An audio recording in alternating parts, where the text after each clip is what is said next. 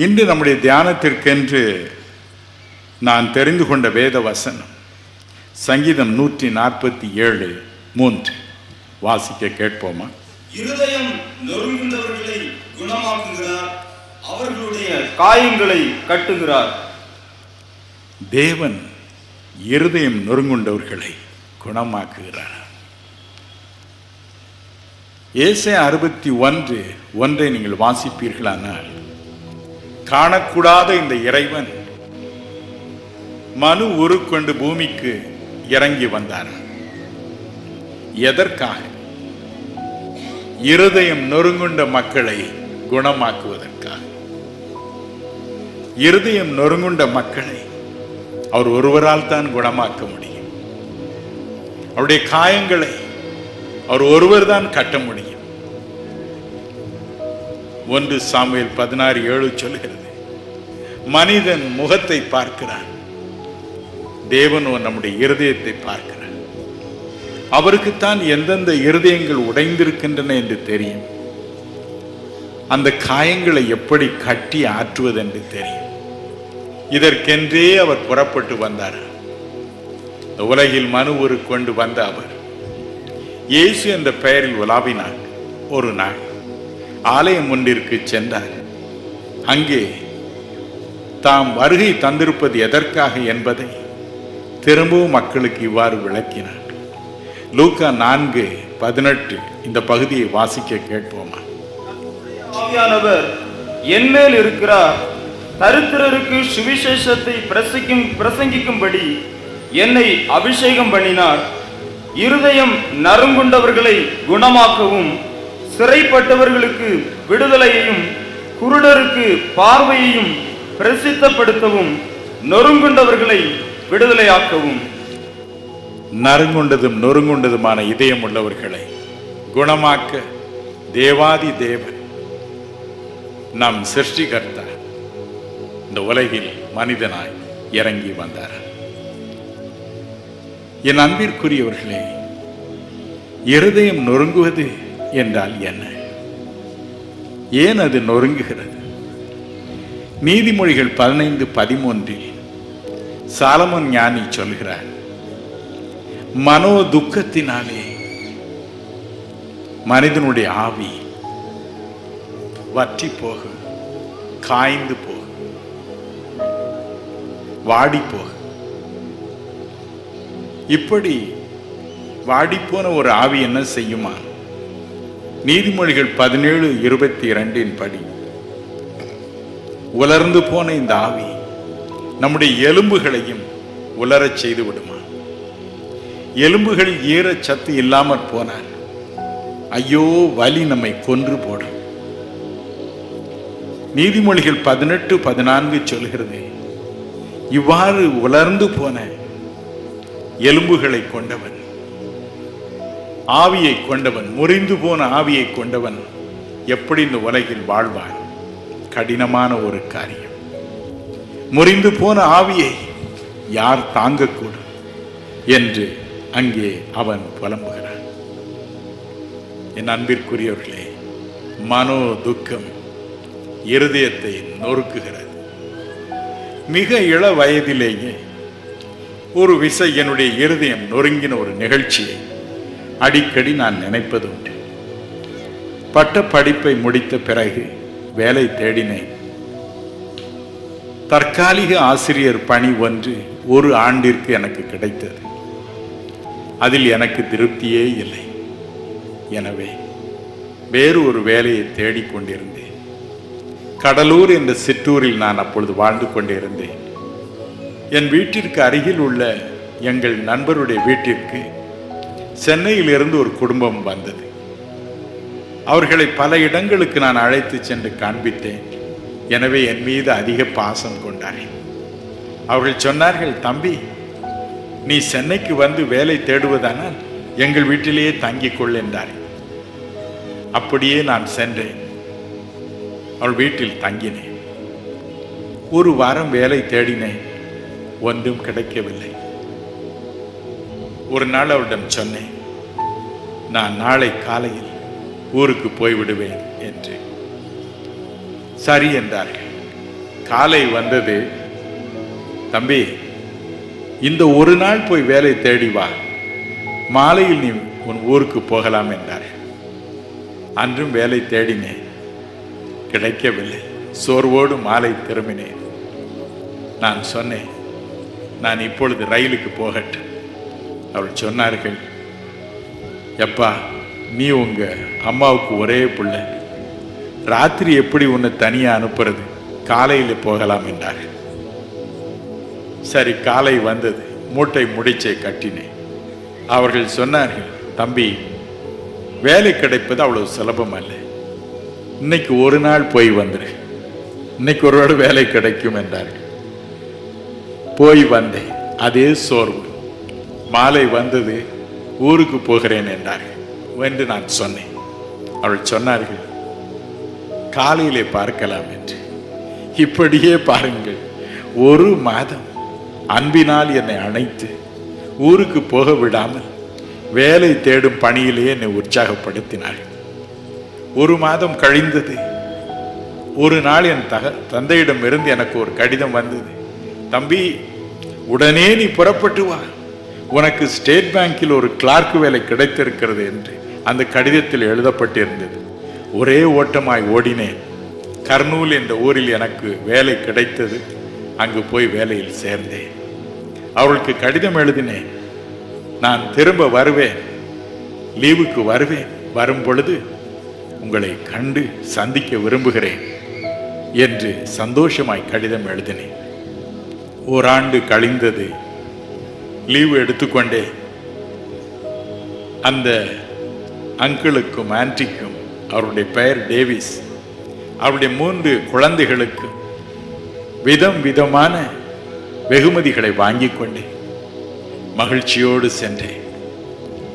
அவள் வீடு நெருங்க நெருங்க என் மகிழ்ச்சியை அடக்கவே முடியவில்லை. வீடு நெருங்கி வந்தது.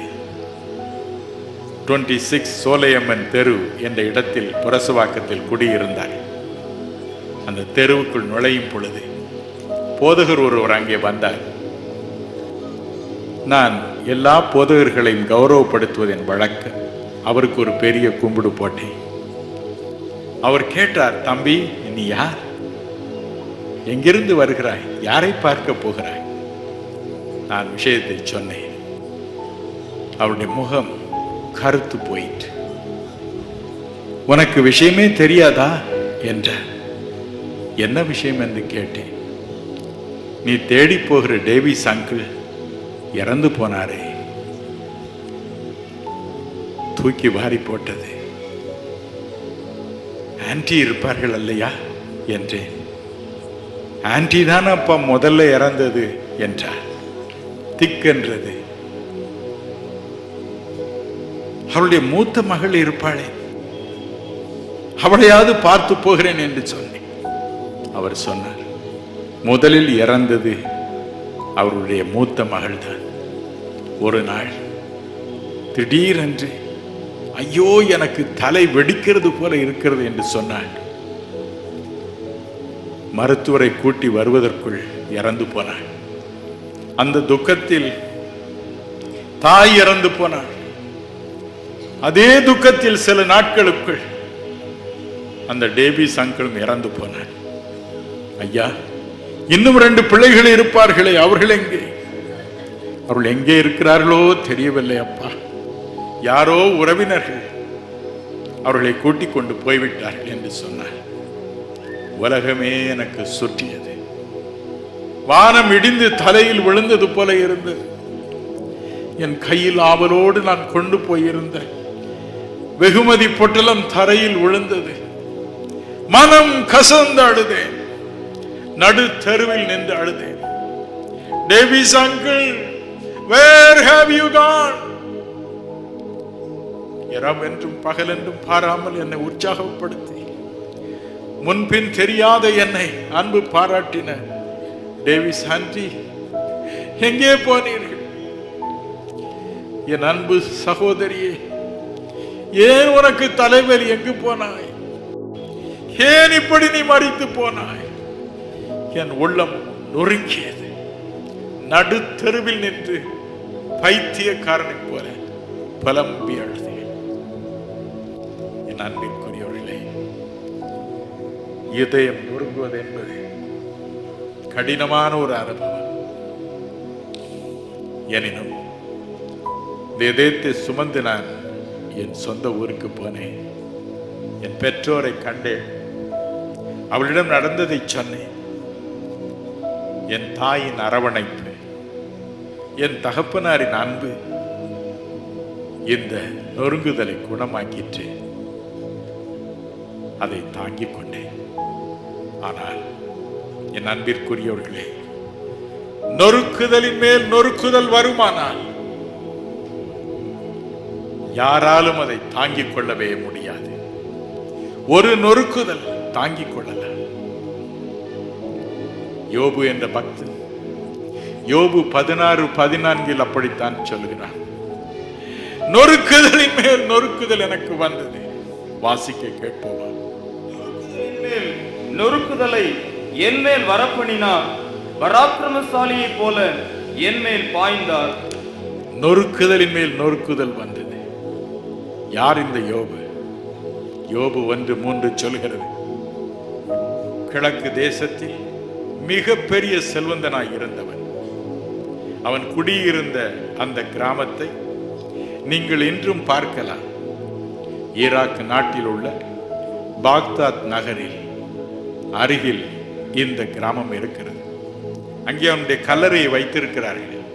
அயூப் என்று அவனை அழைக்கிறார்கள். அழகிய மசூதி ஒன்றை கட்டியிருக்கிறார்கள்.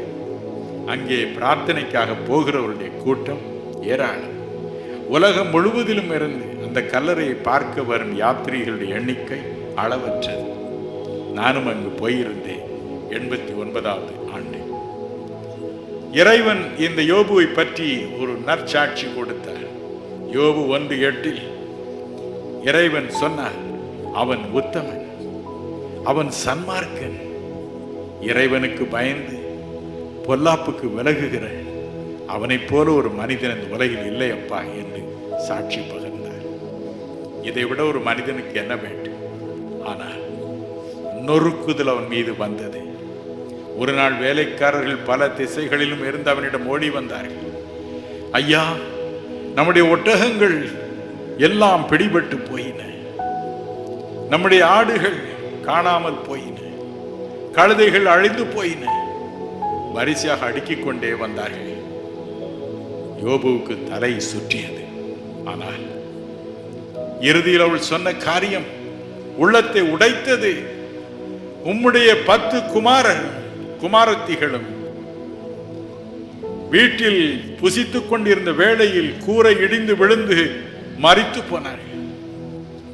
10 பேருமா மரித்து போனார்கள்? ஆம், ஒருவர் கூட தப்பவில்லை. 10 பேரும் ஒரே நேரத்தில் மரித்து போனார்கள். உள்ளம் உடைந்தது. வேதம் சொல்கிறது, அவன் தன் சால்வையை கிழித்தான், தன் தலையை சிரைத்தான், புழுதி அள்ளி போட்டுக்கொண்டு உட்கார்ந்தான். நான் நிர்வாணியாய் வந்தேன், நிர்வாணியாய் போவேன். தேவன் எனக்கு இவைகளை கொடுத்தார், அவைகளை எடுத்து விட்டார், அவருக்கு நன்றி என்று சொன்னார். நொறுக்குதலை சமாளித்துக் கொண்டார். ஆனால் யோபு 2:7 சொல்கிறது, அடுத்து வேறொரு நொறுக்குதல் வந்தது. உச்சன் தலையிலிருந்து உள்ளங்கால் வரை கொடூரமான எரிபந்தமான கொப்பளங்கள் தோன்றின. ஓடு ஒன்றை எடுத்துக்கொண்டான், சுரண்டிக் கொண்டு சாம்பலில் உட்கார்ந்தான்.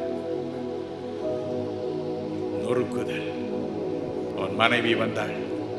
எந்த மனிதனுக்கும் எல்லா சூழ்நிலையிலும் ஆறுதல் கொடுப்பது என் மனைவிதான். மனைவி என்ன சொன்னாள்? இன்னுமுடைய உத்தமத்தில் நீர் உறுதியாய் நிற்கிறீரோ, தேவனை தூஷித்து உயிரை விடும் என்றாள். உள்ளம் நொறுங்கியது. அவனுடைய ஆப்த நண்பர்கள் 3 பேர் ஓடி வந்தார்கள். யோபு 2:12-13 சொல்கிறது, அவனுடைய துக்கம் மகா கொடிய துக்கம் என்று கண்டு அவனோடு 7 நாட்கள் உட்கார்ந்தார்கள். அழுதார்கள், அழுது புலம்பினார்கள். நாட்கள் கடந்தன.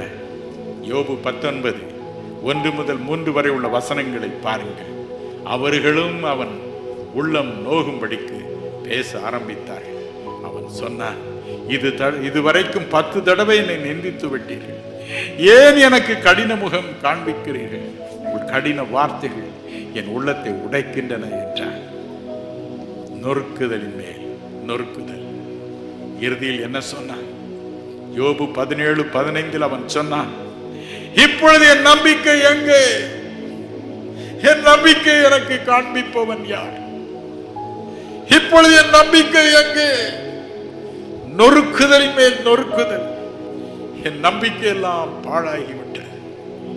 யோபு 7:6 சொல்லுகிறான், என் நாட்கள் எல்லாம் நம்பிக்கை இல்லாமல் முடிந்து போகும். என் நாட்கள் எல்லாம் நம்பிக்கை இல்லாமல் முடிந்து போகும். என் வாழ்க்கையில் இளமையில் எனக்கு வந்த ஒரே ஒரு நொறுக்குதலின் அனுபவத்தை பற்றி உங்களுக்கு சொன்னேன். யோபுவுக்கோ நொறுக்குதலின் மேல் நொறுக்குதல். நம்பிக்கை இழந்தான். என் நம்பிக்கை இப்பொழுது எங்கே? நம்பிக்கை இல்லாமல் என் நாட்கள் முடிந்து போகும். நொறுங்குண்ட இதயத்தோடு அவன் புலம்பி அழுதான். நொறுங்குண்ட இதயம்.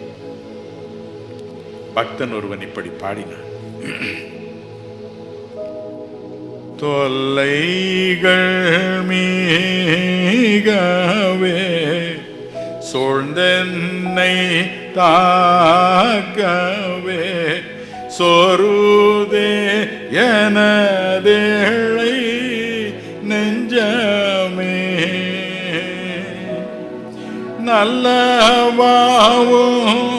நல்லவாவுமையன்றே யாரென்னை அறிவார் நாடி உன் திருவடி பணிந்தே ஈன ஜனம் வெகுபே எனக்கிருந்தாலும் என் மன தூயதான் அறிவாரோ உமையண்டி வேறவர்க்கும் உரித்தன் மேலுளதோ உயிர் கொடு தென்னை மீட்ட அரசே எத்திசை பார்த்தும் ஒரு புகழ் காணேன் ஏழை என் மனம் கலங்கோதே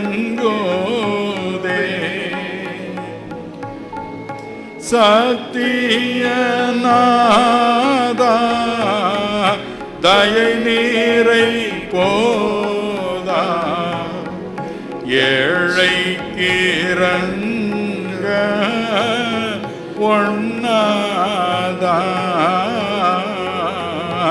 தொல்லைகள் மீகவே சூழ்ந்தென்னை தாக்கவே சோருதே எனதேழை நெஞ்சமே.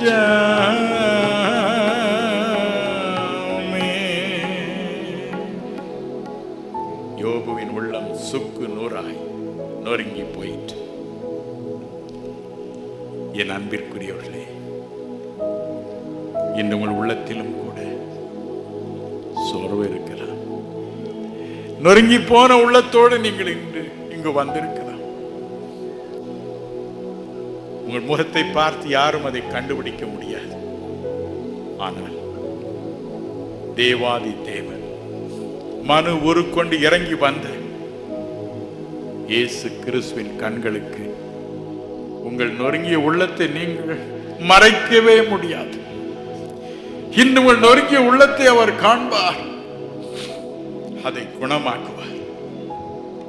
ஒருவரும் குணமாக்க முடியாத உங்கள் நொறுங்கிய உள்ளத்தை இன்று இரவு இயேசு கிறிஸ்து குணமாக்குவார். கவலைப்படாதீர்கள். நான் வங்கியில் வேலை பார்த்து கொண்டிருந்த பொழுது குண்டுராவ் என்று ஒரு கிளார்க் என்னிடம் வேலை செய்தார். மாலை ஆனால் போதும் எல்லாரிடம் சிடு சிடு என்று விழுவார். நல்ல வேலையாள். ஒரு நாள் அவரிடம் கேட்டேன், குண்டுராவ், ஏன் உமக்கு மாலையில் இவ்வளவு கோபம் வருகிறது என்று. இந்த வார்த்தை கேட்டவுடன் 2 கண்களிலும் கண்ணீர்.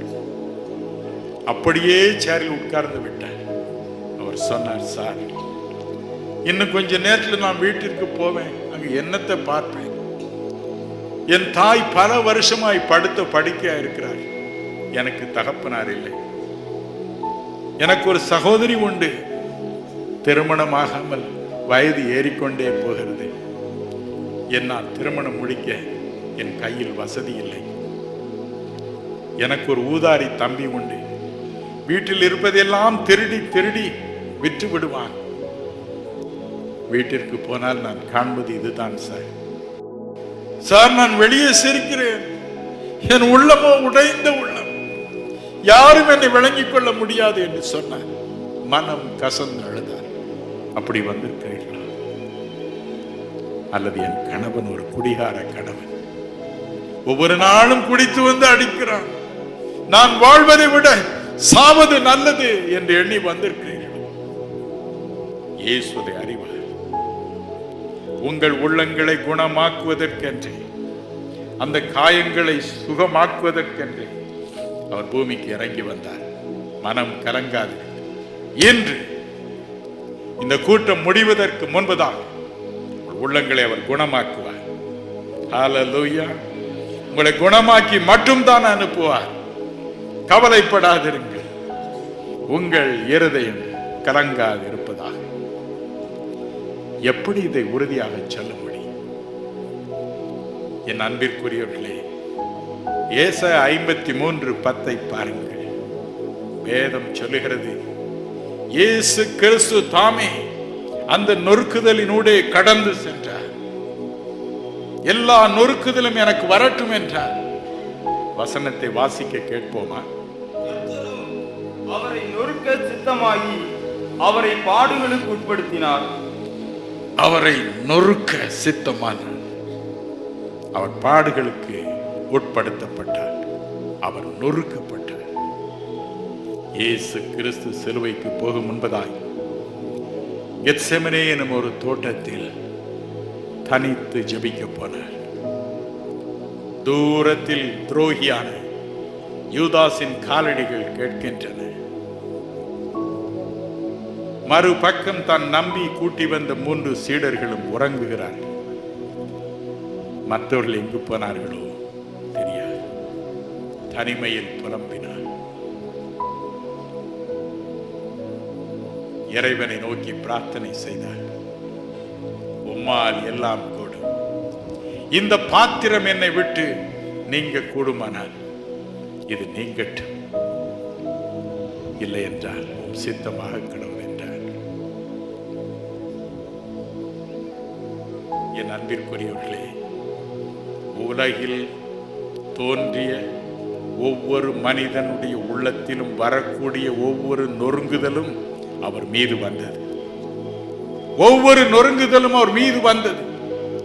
ஒவ்வொரு மனிதன், ஒவ்வொரு பெண், ஒவ்வொருடைய வாழ்க்கையிலும் வரக்கூடிய ஒவ்வொரு விதமான நொறுங்குதலை தேவன் அவர் மீது சுமத்தினார்.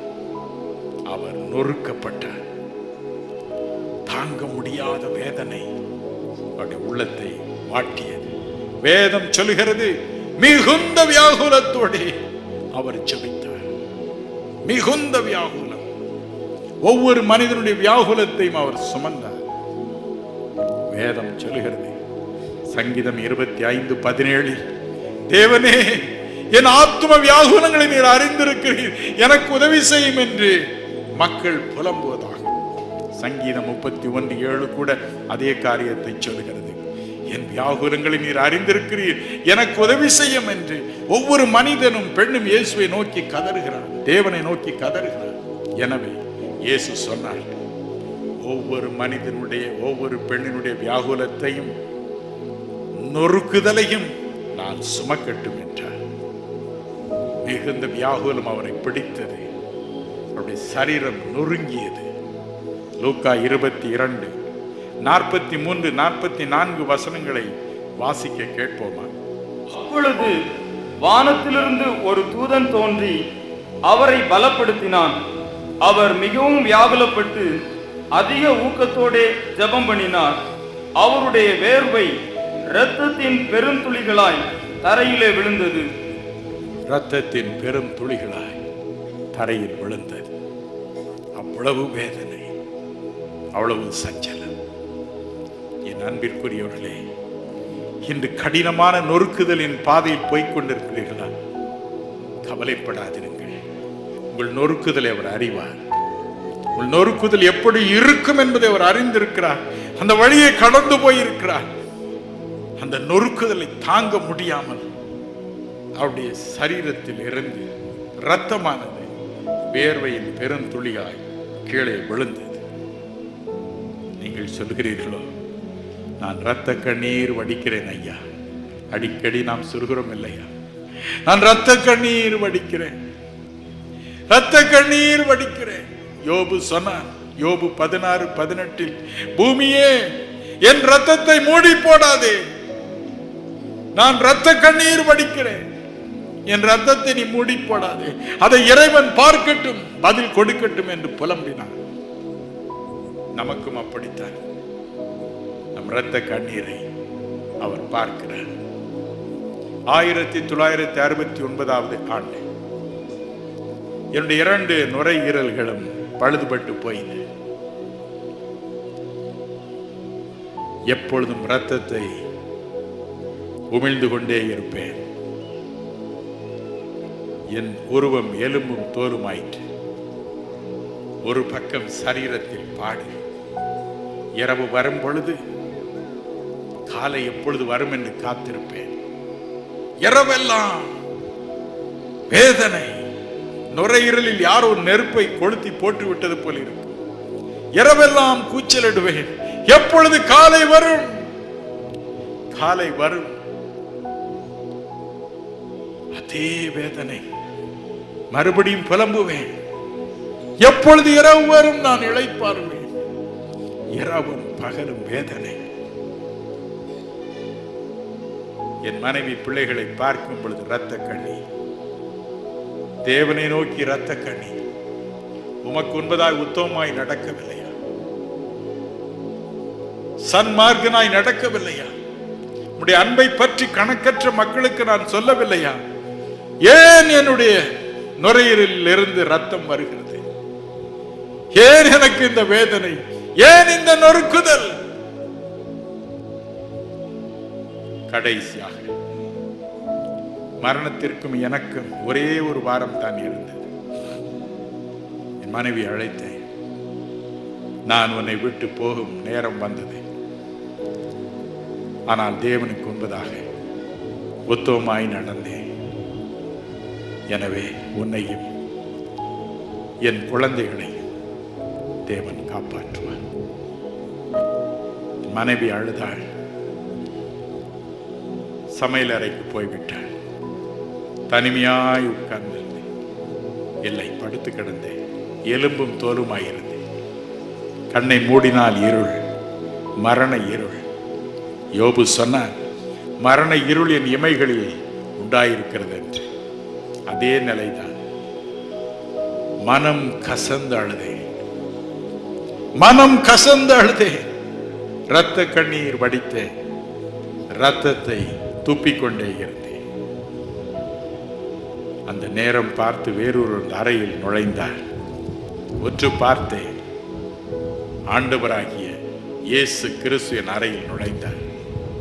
ஹல்லேலூயா. அவருடைய பிரசன்னம் எல்லாவற்றையும் மாற்றும்.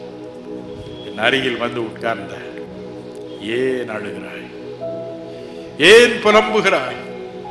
நான் சொன்னேன், என் வேதனை என்னால் தாங்க முடியவில்லை, என்னால் தாங்க முடியவில்லை. ஒவ்வொன்றாய் பதில் சொன்னார். இறுதியில் அவர் சொன்னார், என் மகனே, நீ இந்த வேதனையின் பாதையில் கடந்து போனால் ஒழிய என் மக்களுடைய வியாதி படுக்கையின் வேதனை நீ அறியவே முடியாது. எனவே இதை அனுமதித்தேன். எனினும் இப்பொழுது நான் உன்னை எழுப்புவேன். மறுபடியும் நீ என் ஊழியத்தை செய்வாய்.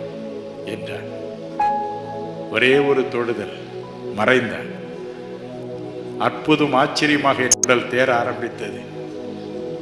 டாக்டர் சொன்னார், என்ன ஆச்சரியம், என்ன ஆச்சரியம் இது, உயிர் பெற்று எழுந்தேன். என் அன்பிற்குரியவர்களே, நம் நொறுக்குதலை அவர் அறிந்திருக்கிறார்.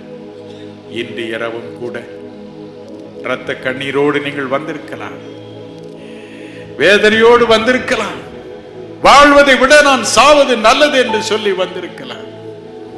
சரீரத்தின் பாடுகளினால் ரத்தத்தை நீங்கள் என்னை போல துப்பிக் கொண்டிருக்கலாம். கணவனுடைய அடி பொறுக்க முடியாமல் உடலெல்லாம் காயத்தினால் வீங்கி இரத்த கண்ணலோடு நீங்கள் வந்திருக்கலாம். அழுது கண்கள் இரத்தத்தை போல தோற்றம் அளிக்கலாம். கவலைப்படாதிருங்கள்.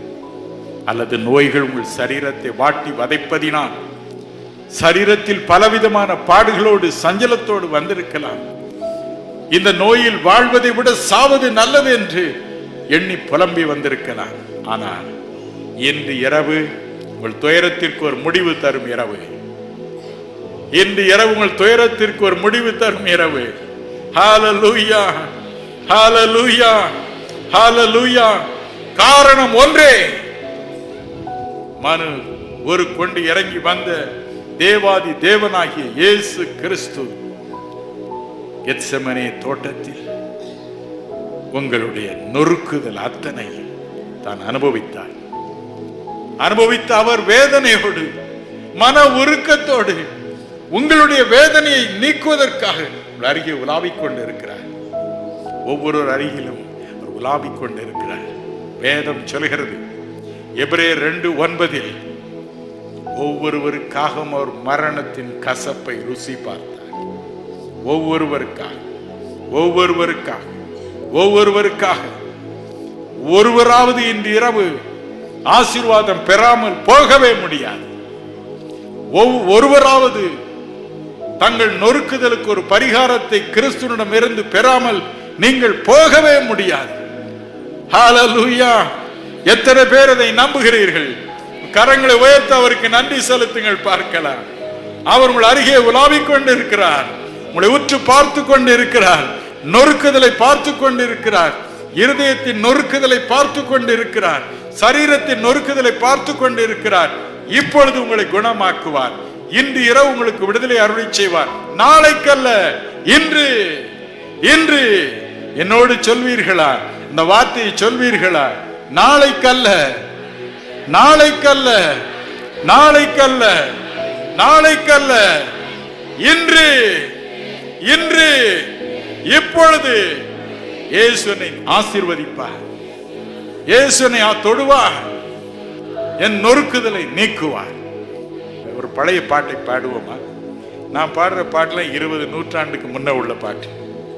பழைய பாட்டு, மறக்க முடியாத பாட்டு. பாரத்திலிருந்து ஜெயம் வரும், பரன் என்னை காக்க வல்லோ,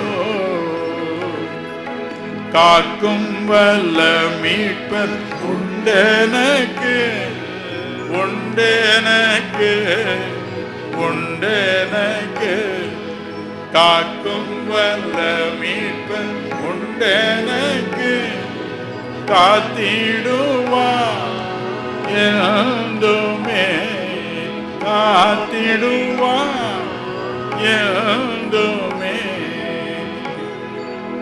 என்ன வந்தாலும் நம்புவேன் என் நேச மீட்பரை, யார் கைவிட்டாலும் செல்வேன் எனது இயேசுவே. அகல ஆழ உயரமாய் எவ்வளவு அன்பு கூர்ந்தார், என்ன துன்பங்கள் வந்தாலும் அவர் என்னை கைவிட மாட்டார். என்ன துன்பங்கள் வந்தாலும் அவர் என்னை கைவிட மாட்டார். காக்கும் வல்ல மீட்பர் உண்டெனக்கு, உண்டெனக்கு, உண்டெனக்கு. காக்கும் வல்ல மீட்பர் உண்டெனக்கு, காத்திடுவார் என்றுமே, காத்திடுவார் என்றுமே. மனம் கலங்காதிருங்கள். நொறுக்குதலின் மேல் நொறுக்குதல் வந்த யோபுவுக்கு யோபு 42:10 படி அவன் இழந்த எல்லாவற்றையும் இரண்டத்தனையாய் கொடுத்த ஆண்டவர் உங்களுக்கு செய்ய மாட்டாரா? தேவன் பட்சபாதம் உள்ளவர் அல்ல என்று ரோமர் 2:11 சொல்கிறது. அப்போஸ்தலர் 10:34 சொல்கிறது. 2 மடங்கு என்று உங்களை ஆசீர்வதிப்பார், 2 மடங்கு உங்களை ஆசீர்வதிப்பார். எத்தனை பேர் அதை நம்புகிறீர்கள்? ஹல்லேலூயா, ஹல்லேலூயா. இன்று இப்பொழுது உங்களை ஆசீர்வதிப்பார். போகட்டும், ஒரு காரியத்தை சொல்லி நான் முடிக்கட்டும். வேதம் சொல்லுகிறது, இயேசு 61:3 காணக்கூடாத இறைவன் இறங்கி வந்தது இந்த நொறுக்குதலை தாம் அனுபவிப்பதற்காக மட்டுமல்ல. இயேசு 61:3 படி துக்கத்திற்கு பதிலாக நமக்கு ஆனந்த தைலத்தை கொடுப்பதற்காக, துயரத்திற்கு பதிலாக ஆனந்த தைலம், நொறுக்குதலுக்கு பதிலாக ஆனந்த தைலத்தை கொடுக்கவே அவர் வந்தார். சங்கீதம் 38:8 சங்கீதக்காரன் என்ன சொல்கிறான் கேட்போமா? பலனற்று போய் மிகவும் நொறுக்கப்பட்டேன், என் இருதயத்தின் கொந்தளிப்பினால் கதறுகிறேன். ஏன் அவன் இருதயம் நொறுங்கியதான்? அதே சங்கீதம் 38:4-6 வசனங்களை வாசிக்க கேட்போம். என் அக்கிரமங்கள் என் தலைக்கு மேலாக பெருகிற்று, அவைகள் பார சுமை போல என்னால் தாங்கக்கூடாத பாரமாயிற்று. நான் வேதனைப்பட்டு ஒடுங்கினேன், நாள் முழுவதும் துக்கப்பட்டு திரிகிறேன். நாள் முழுதும் துக்கப்பட்டு திரிகிறேன். நொறுங்குதல். அவன் சொல்கிறான், நான் செய்த பாவங்கள் தலைக்கு மேல் பெரிய பாரச்சுமைய ஒன்றன் மீது ஒன்றாக சுமந்திருக்கிறது. எனவே நாள் முழுவதும் நான் அழுது கொண்டே தெரிகிறேன், புலம்பிக் கொண்டே தெரிகிறேன் என்று சொல்கிறார். தேவன் அதை பார்த்தார். இந்த நொறுக்குதலுக்கும் ஒரு முடிவு உண்டாக்க வேண்டும் என்று சொன்னார். அவர் என்ன செய்தாரா? 1 பேதுரு 2:24 வாசிக்க கேட்போமா? நாம் பாவங்களுக்கு செத்து நீதிக்கு பிழைத்திருக்கும்படிக்கு அவர் தாமே தமது சரீரத்திலே நம்முடைய பாவங்களை சிலுவையின் மேல் சுமந்தார், அவருடைய தழும்புகளால் குணமானீர்கள். இயேசு கிறிஸ்து சிலுவையில் நம் ஒவ்வொருவருடைய பாவங்களை, அக்கிரமங்களை, மீறுதல்களை தாமே சுமந்தார். யாரும் அவரை சுமக்க சொல்லவில்லை. இயேசு 53:12 வசனத்தை பாருங்கள். அவர் தாமே நம்முடைய பாவங்களை சுமந்தார். பாவங்கள், அக்கிரமங்கள் நம்முடைய வாழ்க்கையை நரகமாக்குகின்றன. பழைய பாவ வாழ்க்கையின் நினைவு உள்ளத்தை உடைத்து கொண்டே இருக்கிறது. ஐயோ, நான் ஏன் அப்படி பேசினேன், ஏன் கோபப்பட்டேன், ஏன் பொய் சொன்னேன், ஏன் தவறான வார்த்தைகளை பயன்படுத்தினேன், ஏன் அந்த கெட்ட பழக்க வழக்கத்தில் ஈடுபட்டேன், ஏன் வேறொரு ஆளுடைய மரணத்திற்கு காரணமானேன். பழைய நினைவுகள் உள்ளத்தை நொறுக்கி கொண்டே இருக்கின்றன. ஒரு சமயம் எனக்கு தெரிந்த ஒரு அம்மையார் வேலையில்லாமல் கிராமத்திலே வாடிக்கொண்டிருக்கிற திருமணமாகாத பெண்களுக்கு ஏதோ ஒரு தொழிலை கற்றுத்தர வேண்டும் என்று ஒரு திட்டத்தை ஆரம்பித்தார்கள். தையல் கற்றுக் கொடுத்தார்கள். ஏராளமான வாலிப பிள்ளைகள் வந்து படித்தார்கள். 1 மாதம் ஆயிற்று, எல்லாம் கற்றாயிற்று. அந்த பிள்ளைகள் எல்லாம் வீடு திரும்ப வேண்டிய நேரம் வந்தது. எல்லாரும் நன்றி என்று சொல்லி போய்விட்டார். ஒரு பெண் மட்டும் போக மறுத்து விட்டாள். அவள் என்ன சொன்னாள்? அம்மா, தயவு செய்து என் வீட்டிற்கு என்னை அனுப்பி விடாதிருங்கள். நான் ஒரு ஏழை, வீட்டில் யாருக்கும் ஒரு வருமானமும் கிடையாது. ஆகவே நான் வீட்டிற்கு போனால் என்னை விபச்சாரத்தில் ஈடுபடுத்துவார்கள். விபச்சாரம் செய்து நான் சம்பாதிக்கும் பணத்தில் தான் அத்தனை பேரும் சாப்பிடுகிறார்கள். இங்கு வந்த பிறகு நான் செய்த குற்றங்களை எல்லாம் ஆண்டவரிடம் சொன்னேன். என்னை மன்னிக்கும்படி வேண்டினேன். அவர் என்னை மன்னித்திருக்கிறார். தயவு செய்து என்னை திருப்பி அனுப்பி விடாதிருங்கள். அந்த பழைய பாவ வாழ்க்கை எனக்கு வேண்டாம். மனம் கசந்தாள். காரணம், ஆண்டவராகிய இயேசு அவருடைய கண்ணீரை பார்த்து, நொறுங்கிய உள்ளத்தை பார்த்து அவளுடைய பாவங்களை மன்னித்தார். புதிய ஒரு இருதயத்தை, தூய்மையான இருதயத்தை கொடுத்தார். சங்கீதம் 51:12 சொல்கிறது, பாவத்திலிருந்து மீட்கப்பட்டதினால் ஒரு மகிழ்ச்சியின் அனுபவத்தை கொடுத்தார். ரட்சண்யத்தின் சந்தோஷத்தை கொடுத்தார். எனவே அந்த சந்தோஷத்தை இழக்க அவளுக்கு இஷ்டமில்லை. எனக்கு அந்த பழைய வாழ்க்கை வேண்டாம். நான் இந்த ரட்சிப்பின் சந்தோஷத்தை இழக்க விரும்பவில்லை என்று சொன்னார். பாவத்தினால் வந்த நொறுக்குதல் மறைந்தது. 2 ஆண்டுகளுக்கு முன்பதாக அமெரிக்க ஐக்கிய நாட்டில் மிஸ் டக்கர் என்ற ஒரு பெண்ணுக்கு மரண தண்டனை விதிக்கப்பட்டது. 2 பேரை கொன்றதற்காக சிறையில் வாடினாள். 10 ஆண்டுகள் தன் உயிருக்காக கோர்ட்டில் போராடினாள். மரணத்தை கண்டு பயம். ஒரு நாள் போதகர் ஒருவர் வந்தார். மறு உலக வாழ்வை பற்றி சொன்னார். ஆண்டவர் எப்படி குறைகள் குற்றங்களை மன்னிக்கிறவர் என்று சொன்னார். நொறுங்கி இருந்த அவளுடைய உள்ளத்திற்கு அது தேனை போல இருந்தது, மதுரமாய் இருந்தது. மனம் கசந்து அழுதாள். ஆண்டவரே, உம்மை அறியாத நாட்களில் தெய்வ பயமற்றவளாய் பணத்திற்காக இருவரை கொண்டது உண்மைதான். என்னை மன்னித்து விடும். என் இருதயம் நொறுங்கி போய் இருக்கிறது. எனக்கு ஆறுதலை தாய்.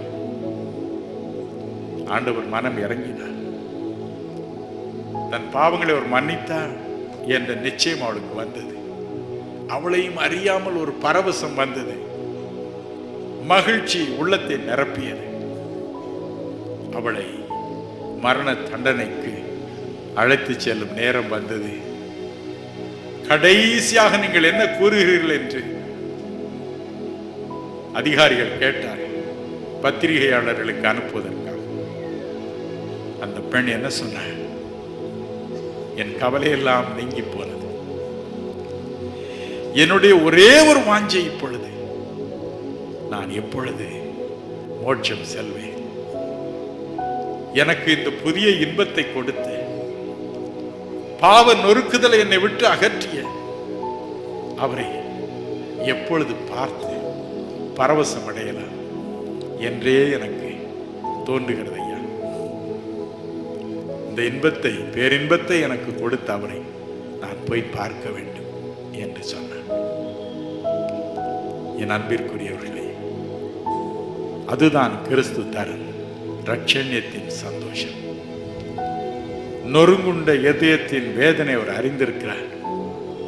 அவருடைய இருதயமும் நொறுங்கும்படிக்கு ஒப்பு கொடுத்தார். மட்டுமல்ல, இருதயத்தை தொடர்ந்து நொறுக்கும் பாவங்களில் இருந்து விடுதலை செய்து ரட்சிப்பின் சந்தோஷத்தை கொடுத்தார். மகிழ்ச்சியோடு அந்த பெண் மோட்சத்திற்கு போகும் நேரத்தை எதிர்பார்க்கும்படிக்கு அந்த இதயத்தை மாற்றினார். தாயின் தயவுடையாய் தமியனில் சேயன் கண்மூடுகையோ, தாயின் தயவுடையாய் தமியனில் சேயன் கண்மூடுகையோ, பாயோளி பசும் பொன்னி பக்தர் சிந்தாமணி, பாயோளி பசும் பொன்னி பக்தர் சிந்தாமணி, தூயா திருபாத தரிசனம் தந்தருள் பக்தருடன் பாடுவே, பரமசபை முக்தர் குழாம் கூடுவே, பக்தருடன் பாடுவே, பக்தருடன் பாடுவே, பக்தருடன் பாடுவே, பக்தருடன் பாடுவே. அன்பாலனைக்கும் அருள்நாதன் மார்பினில், அன்பால் அணைக்கும் அருள்நாதன் மார்பினில், இன்பம் நுகம் திளை பாருவோர் கூட நாம் பக்தருடன் பாடுவே, பரமசபை முக்தர் குழாம் கூடுவே, பக்தருடன் பாடுவே. துன்பத்திற்கு தக்கதாய், துயரத்திற்கு தக்கதாய், துக்கத்திற்கு தக்கதாய் ஆனந்த தைலம். இங்கேயே மகிழ்ச்சியின் பாடல். கடைசியாக நொறுங்கி போன உள்ளமுடைய மக்களுக்கு அவர் சொல்வது என்ன? ஏசாயா 57:15 வாசிக்க கேட்போமா? நித்தியவாசியும் பரிசுத்தர் என்கிற நாமமும் உள்ளவராகிய மகத்துவமும் உன்னதமுமானவர் சொல்லுகிறார், உன்னதத்திலும் பரிசுத்த ஸ்தலத்திலும் வாசம் பண்ணுகிற நான் பணிந்தவர்களின் ஆவியை உயிர்ப்பிக்கிறதற்கும் நொறுங்கினவர்களின் இருதயத்தை உயிர்ப்பிக்கிறதற்கும் நொறுங்குண்டு பணிந்த ஆவியுள்ளவர்களிடத்திலும் வாசம் பண்ணுகிறேன். நொறுங்குண்ட இதயம் உள்ளவர்களிடத்தில் வந்து அவர் வாசம் பண்ணுவார். இந்த உள்ளத்தில் வந்து வாசம் பண்ணுவார். நீங்கள் சொல்கிறீர்கள், என் இருதயம் நொறுங்கி போன இருதயம் ஐயா, ஒரு விதத்திலும் எனக்கு சந்தோஷம் இல்லை. ஓ அப்படியா, நான் வந்து வாசம் பண்ணட்டும். இறைவனுக்கு ஒரு அருமையான பெயர் உண்டு. அது என்ன தெரியுமா? சங்கீதம் 43:4 என் ஆனந்த களிப்பு. நம்முடைய ஆனந்தம், நம்முடைய களிப்பு எல்லாவற்றையும் ஒன்று சேர்த்து அதற்கு ஒரு உரு கொடுக்க முடியுமானால் அதுதான் இறைவன். நம்முடைய ஆனந்த களிப்பு. அவர் சொல்லுகிறார், இருதயம் நொறுங்கி போயிட்டார், நான் வந்து அதில் வாசம் பண்ணட்டும். மகிழ்ச்சியோடு வருவார். பிரியமானவர்களே, இன்றிரவு நாம் அவரை கூப்பிட போகிறோம். அவர் இறங்கி வருவார், நம் உள்ளத்திற்குள் வருவார், நம்முடைய வீட்டிற்கும் வருவார், நம்மோடு அங்கு வந்து வசிப்பார். யோவான் 14:23 சொல்லுகிறது, ஒருவன் என்னில் அன்பாய் இருந்தால் அவன் என் வார்த்தைகளை கைக்கொள்ளுவான், நானும் என் பிதாவும் வந்து அவனோடு வாசம் பண்ணுவான். எத்தனை மகிழ்ச்சி! கவலைப்படாதிருங்கள். அவர் உங்கள் இல்லத்திற்கு வந்து உங்களோடு கூட வாசம் பண்ண விரும்புகிறார். இன்று இரவு நம்முடைய இதயத்திற்குள் அவரை கூப்பிடுவோம். ஆண்டவரே, என் பாவங்களை மன்னிப்பது மட்டும் எனக்கு போதாது, என் நோய்களை குணமாக்குவது மட்டும் போதாது, எனக்கு நீரே வேண்டும், நீரே என் உள்ளத்திற்குள் வர வேண்டும் என்று அவரை நோக்கி நாம் இன்று இரவு கேட்போமா? அவர் வருவார். நம்முடைய உள்ளத்திற்குள் நிரந்தரமாய் ஒரு ஆனந்த களிப்பு, 24 மணி நேரம் ஒரு ஆனந்த களிப்பு, அதை தருவார். அந்த அனுபவத்தை தருவார். சென்னையில் ஃபாதர் அலங்காரம் என்று ஒரு கத்தோலிக்க குரு உண்டு.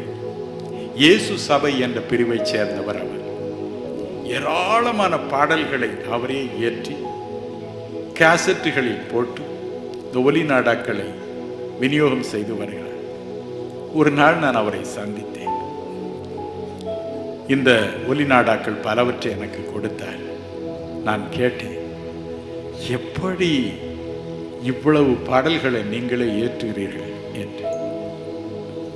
அப்பொழுது அவர் சொன்னார், ஐயா, ஒரு தடவை ஒரு ஒடுக்க கூட்டத்திற்கு நான் போயிருந்தேன். அங்கே ஒரு வாலிபன் வந்து அந்த கூட்டத்தில் பேசினான். மகா அதிகாரத்தோடு பேசினான். ஆச்சரியமாய் இருந்தது. கூட்டம் முடிந்தது. என்ன தம்பி இப்படி வைராக்கியமாய் பேசுகிறாய்?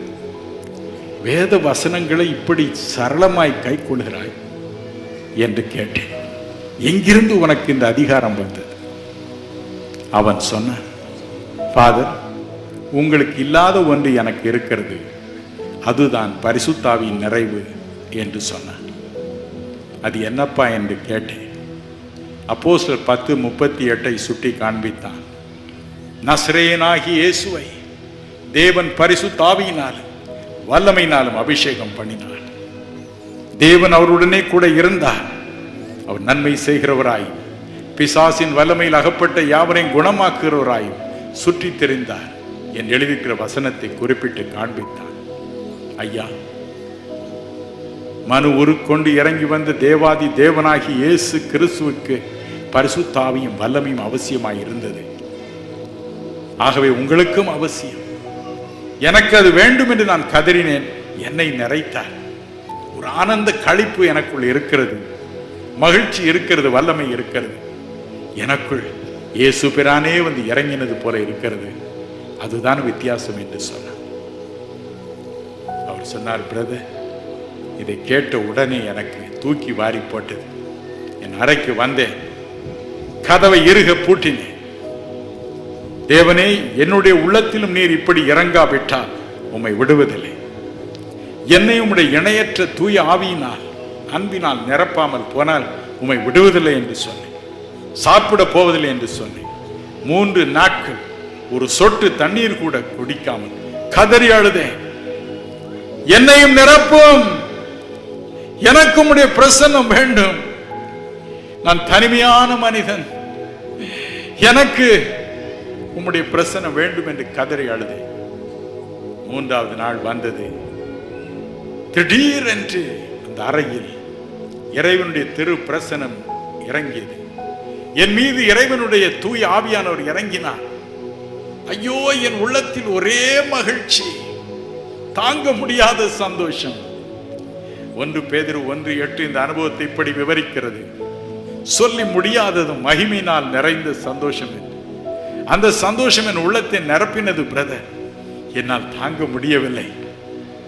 எழுந்தேன், கட்டிலில் ஏறி குதித்தேன், ஜன்னலில் ஏறி தாவி குதித்தேன்.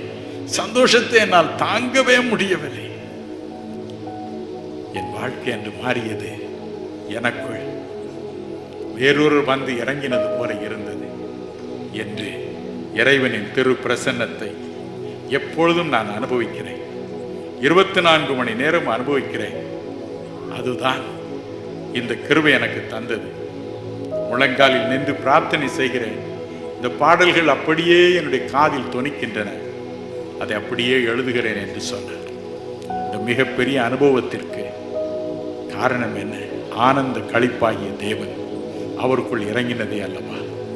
என் அன்பிற்குரியவர்களே, இன்று இரவு நீங்களும் கூட உங்கள் உள்ளத்தில், உங்கள் இல்லத்தில் அவர் வசிக்கும்படி செய்யலாம். என்று நொறுங்கி உங்கள் உள்ளத்திற்கு ஆறுதலை அவர் தர காத்திருக்கிறார். ஃபாதர் அலங்காரம் எழுதிய இந்த பாடல் பாருங்கள். நீ இல்லாத நாளெல்லாம் ஒரு நாளா, நீ இல்லாத வாழ்வெல்லாம் ஒரு வாழ்வா என்று அழகாய் எழுதினார். ஒரு பழைய பாடல்.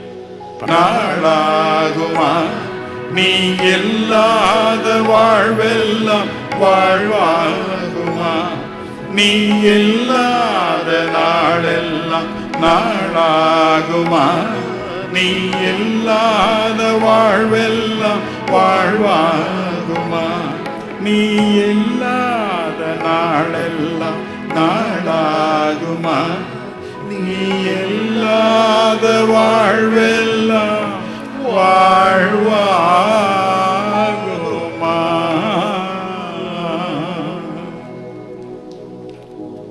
மனம் கலங்காதிருங்கள். இன்று இரவு உங்களுடைய சகல நொறுக்குதல்களை தாமே ஏற்றுக்கொண்ட இயேசு கிறிஸ்து உங்கள் உள்ளத்திற்குள் வருவார். உங்களோடு கூட வருவார். உங்கள் கண்ணீரை துடைப்பார். புதிய ஒரு வாழ்வை தருவார். அவரே ஆனந்த களிப்பாய் 24 மணி நேரம் உங்களோடு இருப்பார். இந்த அனுபவத்திற்காய் ஒரு நிமிடம் நாம் ஜெபிப்போமா?